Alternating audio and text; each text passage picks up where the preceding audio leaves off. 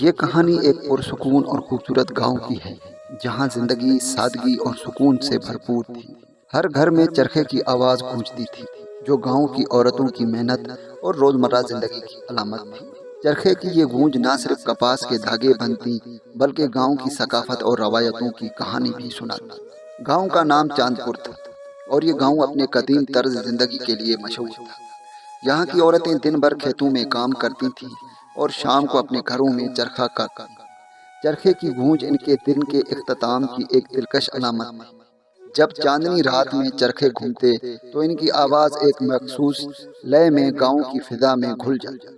ہر شام جب گاؤں کی عورتیں ایک جگہ جمع ہوتی تو وہ چرخہ کاٹتے ہوئے نہ صرف دھاگا بناتی بلکہ آپس میں اپنی زندگیوں کے قصے بھی سناتی۔ ان قصوں میں خوشیاں، دکھ، خواب اور امیدیں شامل ہوتی اور یوں چرخے کی گونج میں گاؤں کی زندگی کی داستانیں بھی پروی جاتی۔ مریم اس گاؤں کی سب سے ہنرمند عورت تھی۔ وہ چرخہ کاٹنے میں ماہر تھی اور اس کا کپڑا گاؤں بھر میں مشہور تھا۔ مریم کی چرخے کی آواز سب سے میٹھی اور مختلف تھی۔ وہ چرخہ کاٹتے ہوئے اکثر ایک گانا گنگناتی رہتی جسے سن کر باقی عورتیں بھی مغزوز ہوتی، مگر مریم کا ایک خواب تھا۔ وہ چاہتی تھی کہ اس کی بنائی ہوئی چادریں اور کپڑے صرف گاؤں تک محدود نہ رہیں بلکہ شہر میں بھی مشہور ہوں۔ لیکن گاؤں کے مردوں کا خیال تھا کہ عورتوں کی جگہ گھر اور چرخے تک محدود ہے۔ مریم کے اس خواب کو سنجیدہ نہیں لیا گیا۔ چاند پور کی زندگی بہت سادہ تھی۔ گاؤں کے مرد دن بھر کھیتوں میں کام کرتے اور شام کو چائے کے ہوٹل پر جمع ہو کر گپ شپ کرتے۔ عورتیں دن بھر گھر میں کام کرنے کے بعد شام کے وقت چرخہ کاٹتی اور ایک دوسرے کے ساتھ بیٹھ کر باتیں کرتی۔ گاؤں میں ایک بزرگ رحمت چاچا ہوا کرتے تھے جو گاؤں کی پرانی داستانوں کے ماہر تھے۔ ہر شام وہ سب عورتیں اور بچوں کو ایک جگہ جمع کرتے اور گاؤں کی پرانی روایات اور کہانیوں کے بارے میں بتاتے۔ چرخے کی گونج کے بیچ رحمت چاچا کی باتیں سننا ایک الگ ہی لطف دیتا۔ ایک دن گاؤں میں ایک تاجر آیا جو شہر سے تھا۔ اس نے گاؤں کی عورتوں کے ہاتھ سے بنے کپڑے دیکھے اور بہت متاثر ہوا، خاص طور پر مریم کے بنے ہوئے کپڑے اس کی نظروں میں بہت اچھے لگے۔ تاجر نے گاؤں کے سردار سے کہا کہ وہ ان کپڑوں کو شہر لے جانا چاہتا ہے اور وہاں بیچنا چاہتا ہے۔ یہ مریم کے لیے ایک خواب کے پورا ہونے جیسا تھا، لیکن سردار اور گاؤں کے مرد اس فیصلے کے خلاف تھے۔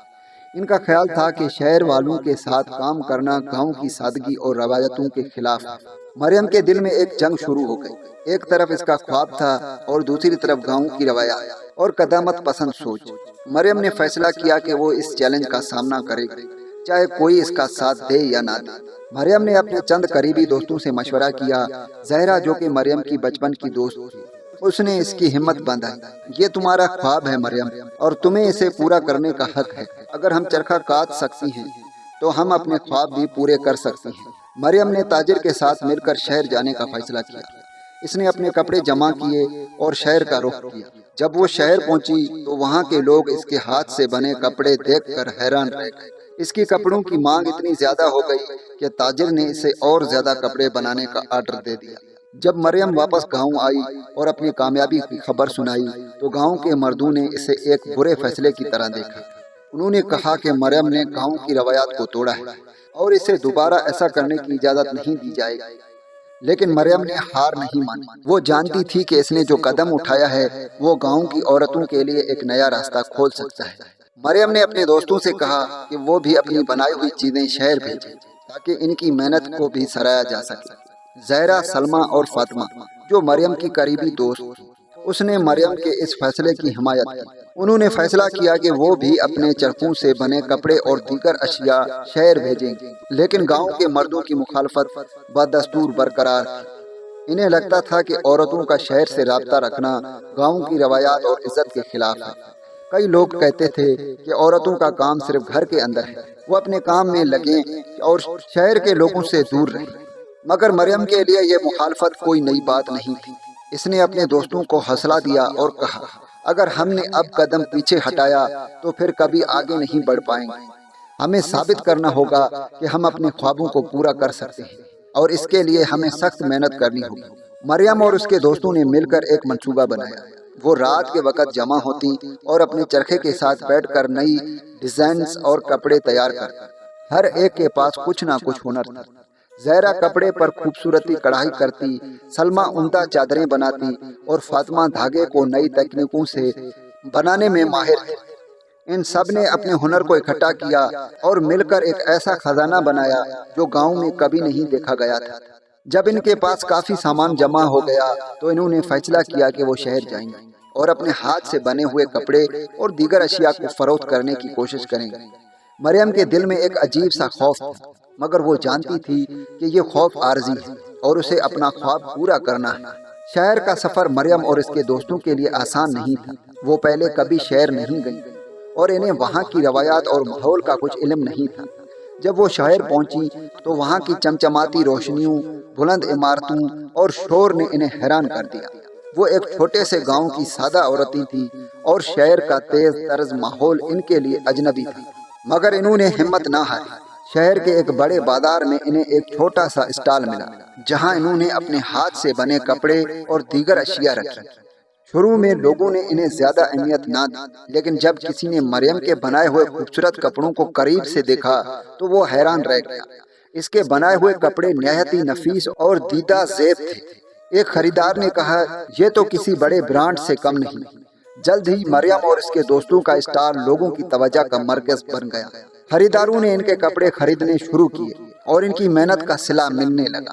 جب مریم اور اس کی دوستیں شہر سے واپس آئیں تو وہ نہ صرف اپنے ساتھ پیسے لائیں بلکہ گاؤں میں عزت اور وقار بھی لے کر۔ اب گاؤں کے لوگ ان کے کام کو سنجیدگی سے لینے لگے تھے۔ گاؤں کے مرد جو پہلے ان کی مخالفت کرتے تھے اب ان کی کامیابی کو تسلیم کرنے پر مجبور تھے۔ مریم کی کامیابی نے گاؤں کی عورتوں کے دل میں ایک نئی امید جگا دی تھی۔ اب وہ سب بھی اس کام میں شامل ہونا چاہتی تھیں۔ مریم نے اپنے کام کو مزید پھیلانے کا فیصلہ کیا۔ اس نے ایک اور گروپ بنایا جہاں وہ گاؤں کی دوسری عورتوں کو بھی سکھاتی کہ کیسے وہ اپنے ہاتھ سے خوبصورت چیزیں بنا کر شہر میں بیچ سکتی ہیں۔ اب گاؤں میں ہر شام چرخوں کی گونج سنائی دیتی اور یہ گونج صرف روایتی زندگی کی نہیں بلکہ ایک نئے انقلاب کی علامت بن چکی تھی۔ مریم اور اس کے دوستوں نے گاؤں کی عورتوں کو یہ سکھا دیا تھا کہ اگر انسان محنت اور ہمت سے کام کرے تو کوئی بھی خواب پورا ہونا ناممکن نہیں۔ مریم کی رہنمائی میں گاؤں کی عورتوں نے مل کر کام کیا اور ان کی بنائی ہوئی چیزیں شہر کے بڑے بازاروں تک پہنچانے لگی۔ اب وہ صرف گاؤں کی عورتیں نہیں رہی بلکہ خود مختار اور کامیاب کاروباری خواتین بن چکی تھی۔ گاؤں کی زندگی میں اب ایک نیا رنگ آ چکا تھا اور چرخے کی گونج نے ان کی زندگیوں میں خوشیوں کا رس گھول دیا تھا۔ یہ کہانی ایک عورت کی ہمت اور اس کے خوابوں کی ہے۔ مریم نے ثابت کر دیا کہ اگر دل میں ہمت ہو اور کام کرنے کا جذبہ ہو تو کوئی بھی چیز ناممکن نہیں ہے۔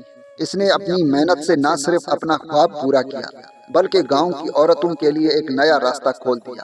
چرخے کی گونج اب صرف ایک کام کی آواز نہیں تھی بلکہ ایک انقلاب کا صدا تھی جو گاؤں کی عورتوں کو ایک نئی زندگی اور خود مختاری کی طرف لے جا رہی تھی۔ دوستو، امید کرتا ہوں کہ یہ کہانی آپ کو اچھی لگی ہوگی۔ اگر یہ کہانی آپ کو اچھی لگی ہے تو چینل کو لائک، کمنٹس اور سبسکرائب ضرور کر دیجیے گا تاکہ ہمارے آنے والے ویڈیو آپ تک پہنچتی رہیں۔ اور کمنٹس میں آپ نے یہ ہمیں ضرور بتانا ہے کہ آپ کس طرح کی کہانیوں کو پسند کرتے ہیں تاکہ اس طرح کی کہانیاں ہم آپ کے لیے لے کر حاضر ہیں۔ دعاؤں میں یاد رکھیے گا، پھر ملوں گا ایک خوبصورت سے ویڈیو میں۔ تب تک کے لیے مجھے اجازت دیں۔ اللہ حافظ۔